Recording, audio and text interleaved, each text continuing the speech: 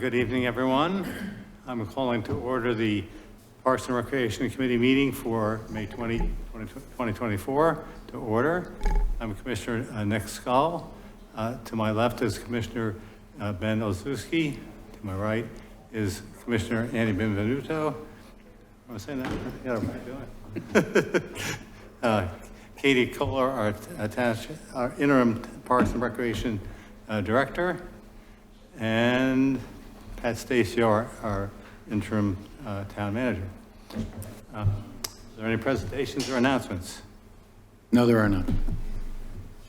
Approval of the minutes from April 15th. Nothing from me. Good. Okay, move that forward. Monthly reports, and we'll start with Parks and Recreation.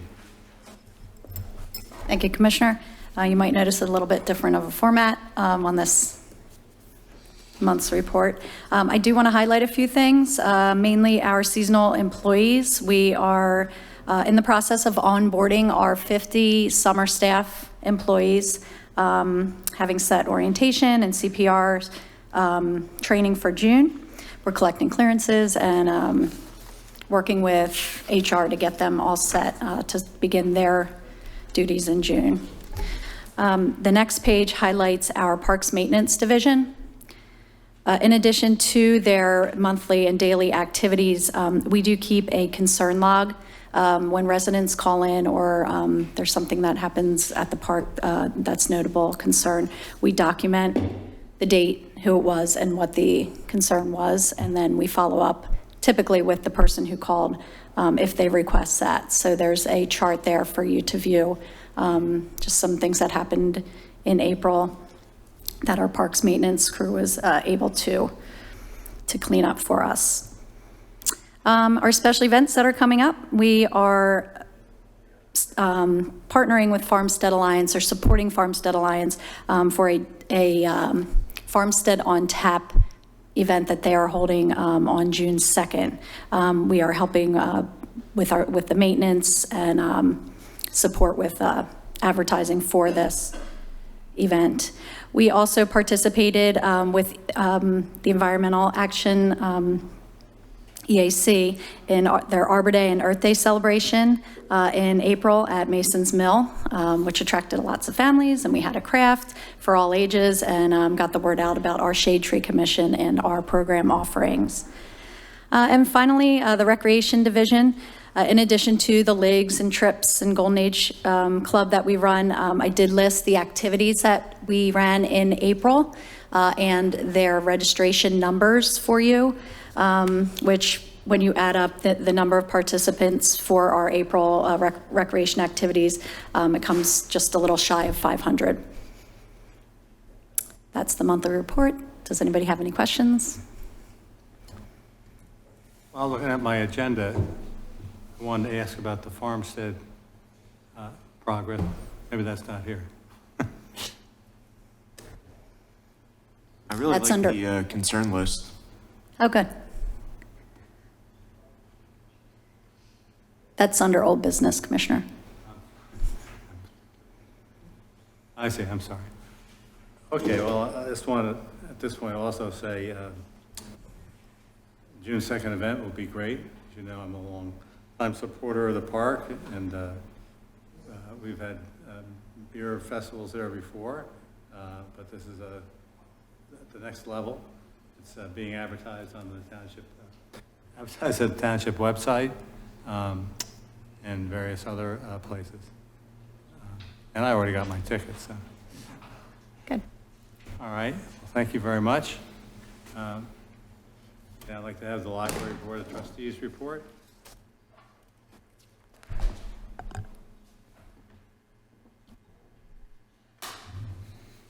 Good evening, Commissioners. Oh, Jay. My name is Jay Silverman. I have been a resident of Ward 1 for 27 years.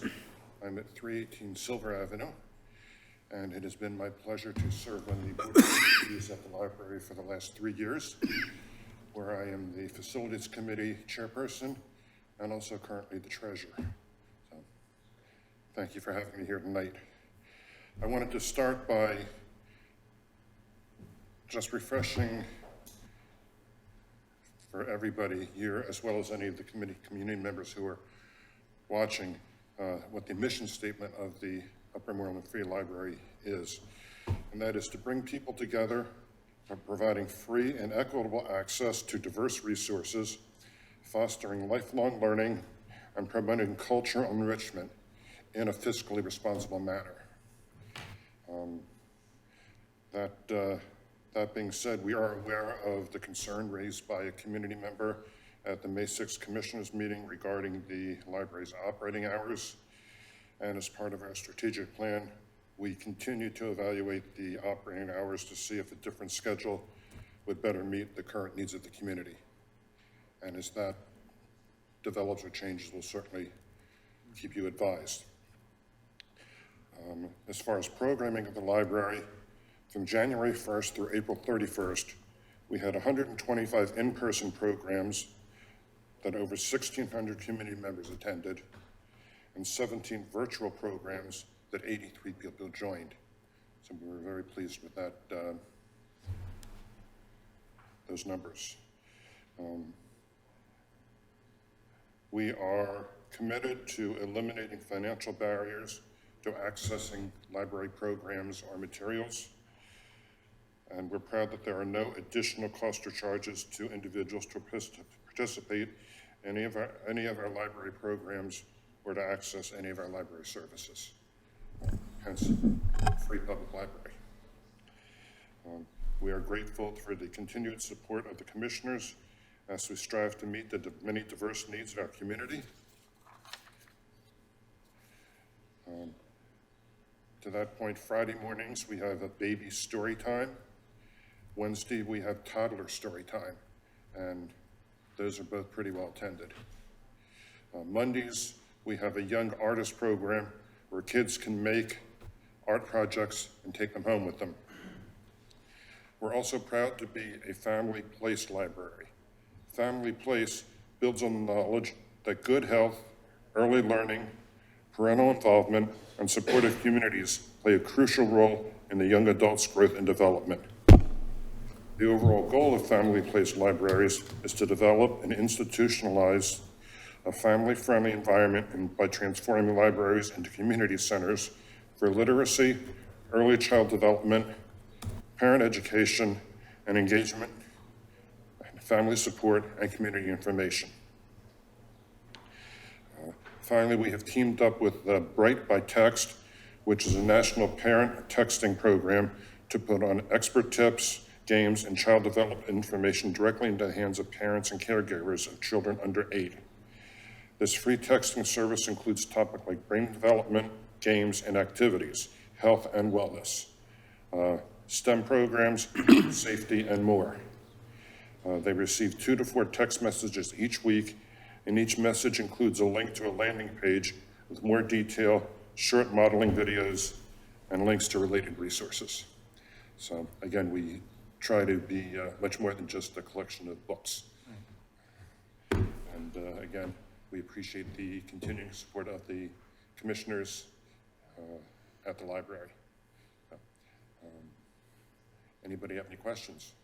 I just wanted to comment about the resident who's suggesting that the commissioners aren't spending enough money on the library, and that we should give them more money. Yes, we could have longer hours, and I think that doesn't understand how the library is funded. That first of all, it's a 501c3 nonprofit organization, and they're responsible for their own fundraising. It's not necessarily up for us. I'm not sure what percentage of the library budget is, supplied by the township. Would you know that number? Sorry. I'll let Kathy answer that. Yeah, absolutely. Thank you, Commissioner. That is about 90%. 71% of that comes from the millage, and then about 17% is the in-kind support the township offers by providing us a building and utilities. Right. So the point is, hey, we're already giving a large amount of money to the township, and we negotiate every year over their budget, and they beat us up and, and we fight back, but the township is paying for the library with a percentage of your taxes. So it's not easy to say, well, we should just give more money, because we're already, you know, giving a large amount of money to the library. So, anyway, Thank you. this is my editorial. Thank you.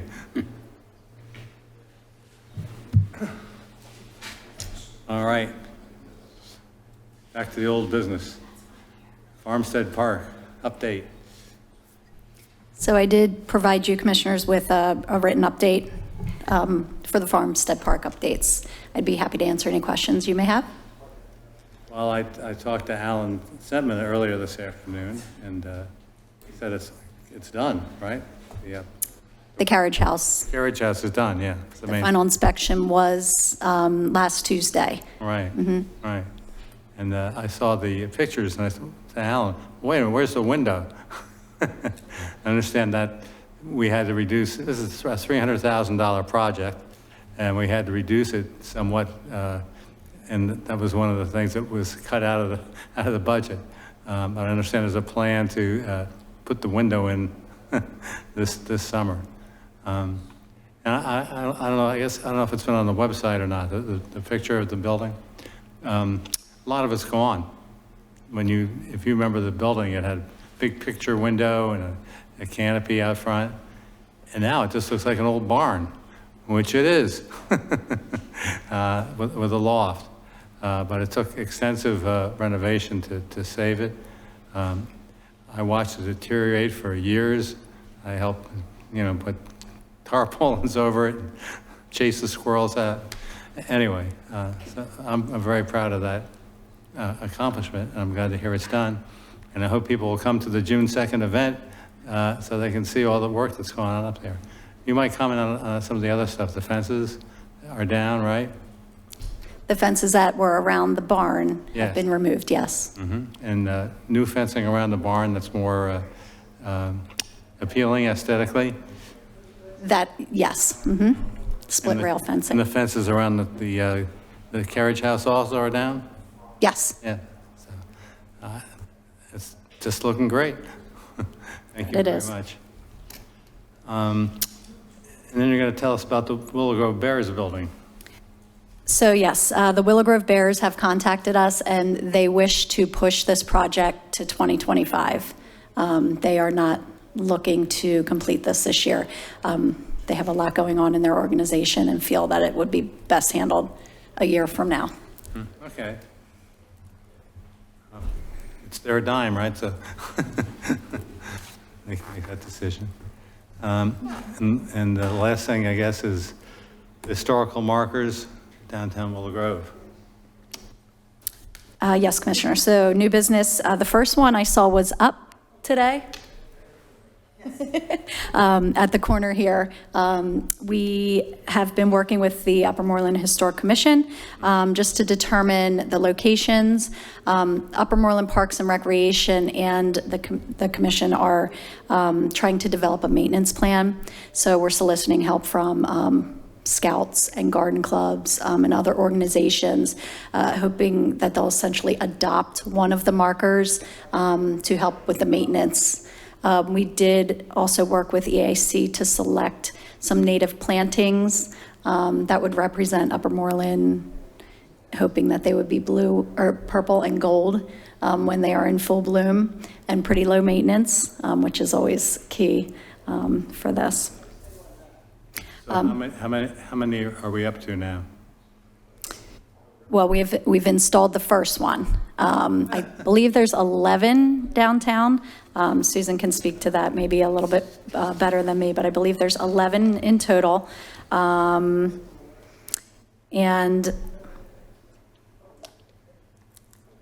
here she is. Hi, everybody. Hi, Sue Worthman. Yes, there are 12 actually, but 11 because Pat was able to tell us that the 12th will be taken over by the Woodland Park project, so we're out on that. But when we walk around, we'll have 12 of them. We already have someone who is willing to take over the one at the Willow. So those plantings will go in tomorrow or the next day. It's been cleaned out, so that's the beginning. And that'll be right across the street from the one that was done. You'll see a headless one in front of, sorry, but true, in front of the Red Lion Inn sign in front of the bagel store. The wrong sign was put there. It should have been the Debray House. It was confused. So it was installed physically, but the tops do come off. So heavens, good, opened up. It was taken off and put on the one that was installed the other day right out here. So Katie, we just have to work on any kind of ADA accessing it kind of things that we can do now, correct? Yeah, because that was basically done by Public Works, you know? Yes, Yeah. and we did speak with codes. Since it's not an entrance or exit to a building, it basically would be up to us to build them to standard height. Yeah. And you had indicated that there'll be QR codes for visually impaired to be able to listen to the story. Yes. So they would comply. Yeah, second part of the project would be QR codes. So again, there would be an audio version. Well, I haven't been keeping up, I guess. The Dupre House, where is that, a marker? It's on the corner of Park and Easton, where so that it will, hopefully, we don't know, but not need to be moved again when so much of this work is being done here. Oh, okay. So, The 1711 house that we're talking about. yeah, our original Right, manor. okay. Yeah, And- Manor Moreland. And there's one next to the station at Willow Grove also. That's The still Fountain there. House. Yes, the Fountain House, that's still That's there. an old one, and we had Right. said because it can't be read, that we had agreed amongst ourselves and voted to replace that this year under this 2024 budget, because we will have enough money to do that. Right. That's great. So the only one left, Commissioner, would be the one in the old bank boxes, the middle box, if you would think about it, right out here facing Easton Road. Since it's not capable of being read, we had asked if it could be removed, and we will plan on, something to happen with that, because that's Memorial Hall. I was going to say, As you well the know. former Legion, yeah. Former American Legion, right? Right. Exactly. So we have a plan, and we'll make sure that all parties, participate in the plan. All right, thank you very much. Thank you. Thank you, Katie, for everything. Are there any other items? Seeing none. Any visitor comments? Any commissioner comments? I pronounce us done. Thank you.